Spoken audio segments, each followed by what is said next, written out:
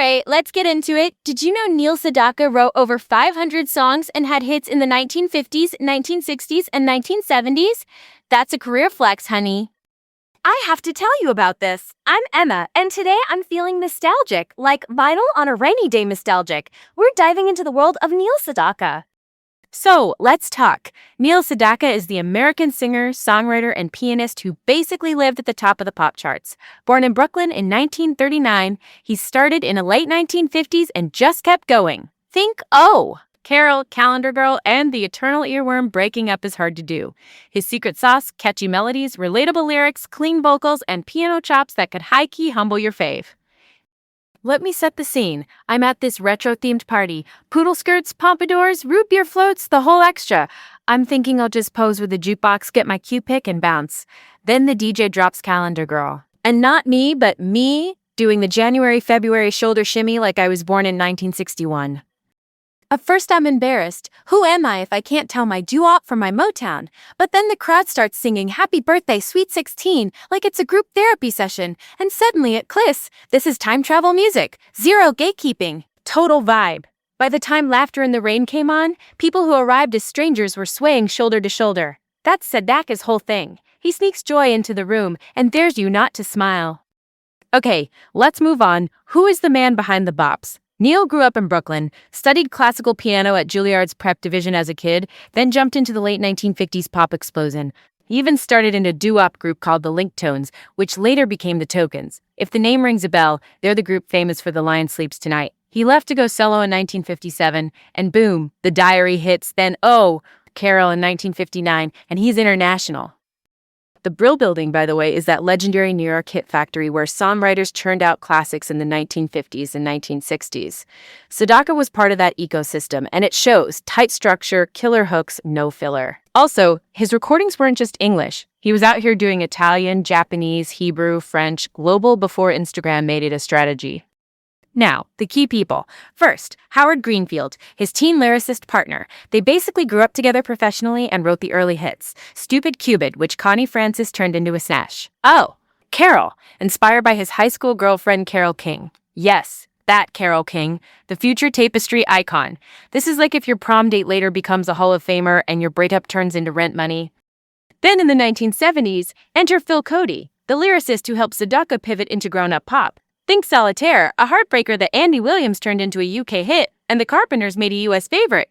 That partnership let Sedaka show off the lush adult side of his writing. Less sock hop, more candlelight and feelings.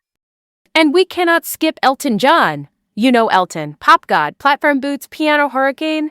In the early 1970s, he signed Sedaka to Rocket Records to relaunch him in the US. That's mentorship with receipts. Out of that era comes Laughter in the Rain, which hit #1 in 1975, and Bad Blood, a spicy chart monster with Elton on uncredited backing vocals. High-key iconic. Quick shout-out Stan Applebaum, the orchestral arranger who made early 60s Sedaka sound luxe. Bobby Darin, the suave crooner, Sedaka played piano on Darin's Dream Lover. The Monkees, the 60s TV band that recorded Sedaka tunes when he was keeping the lights on through songwriting. And ABBA, Swedish pop royalty. Sedaka and Phil Cody wrote the English lyrics for Ring Ring in 1973. Range, baby. Let's dissect this for a sec. Big unanswered question. Was his classical training the cheat code, or was he just born with the melody gene? I'm Team Classical Edge. You can hear the piano architecture in Laughter in the Rain. The way the chords move feels like a little night music, but make it pop.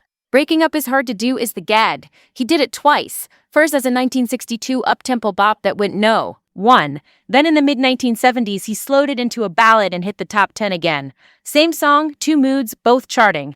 That's not luck. That's theory meets instinct. But yeah, hook writing is a gift too. Calendar Girl is just dopamine in chorus form. Next Door to an Angel, you mean everything to me. They stick like glitter after a music festival. It's both classical bones and pop blood. Okay, pause, because this next part is everything. The comebacks and the drama. In the mid-1960s, the Beatles stormed the gates in US radio, basically ghosted Sedaka. His chart run slows way down. Big yikes. RCA even refused to release It Hurts to Be in Love because he cut it at the wrong studio, and then Gene Pitney, the dramatic 60s balladeer, slapped his vocal on Sedaka's track and scored the hit. Industry mess, but it proves the song was gold. Then there's the Soviets. He planned to enter the Tchaikovsky competition in 1966. That's like the Olympics for classical players. They disqualified him for being a pop star. Imagine being too famous to compete. Wild. On the relationships front, he and Elton John had a falling out in the mid-1970s after the Rocket era, then later reconciled, because grown-ups talk it out. Also, Sedaka had to re-record his classic hits in the early 1990s due to ownership disputes. That's the evergreen music biz cautionary tale. Read your contracts, kids. Now for the social impact receipts. Love Will Keep Us Together, written by Sedaka and Greenfield, became the biggest hit of 1975 via Captain and Tennille. Quick ID, Captain and Tennille were a married pop duo with matching turtlenecks and megawatt smiles. Tony Tennille even ad-libbed Sedaka is back at the end. That's not just a chart topper, that's a narrative. Reinvention is possible.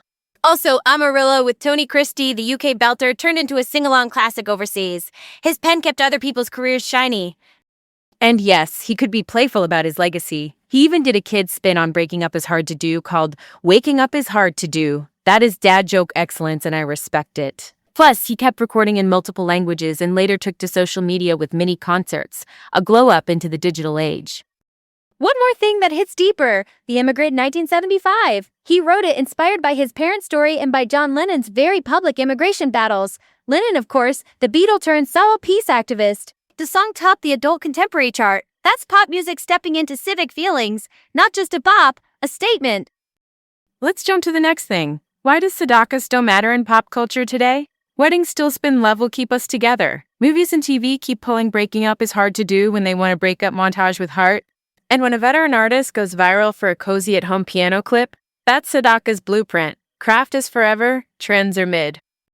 Okay, we covered a lot. From Brooklyn prodigy to brill-building king, through the British invasion slump, to a 1970s renaissance backed by Elton John, to songs that still live rent-free in our heads. The tea is that he kept evolving, and that's why he lasted.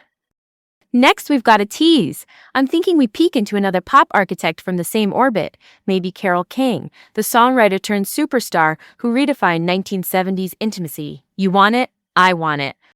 So, that's the tea, folks. Neil Sedaka's legacy still sparkles. Keep your hooks catchy, your bridges classy, and your contracts airtight. I can't wait to spill more tea with you next time. Later.